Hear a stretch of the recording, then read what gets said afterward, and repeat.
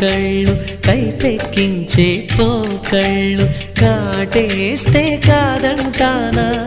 ఇప్పుడైనా వయసేమైనా సొగసేమైనా మరపించే మనసేమైనా నవ్వు నవరాత్రి నీ కోసం తీసుకువస్తున్నా మైనా ఏమైనావే మన్మథ మాసం అయినా ఎంతైనా